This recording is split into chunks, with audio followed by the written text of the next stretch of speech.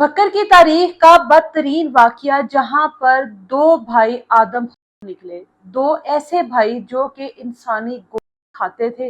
इस गोश्त की उनको लत लगी हुई थी और उनका एक माइंड सेट था कि इंसानी गोश्त खाने की वजह से उनके अंदर कोई जादुई ताकतें आएंगी और वो बाकी दुनिया से मुख्तलिफ होंगे।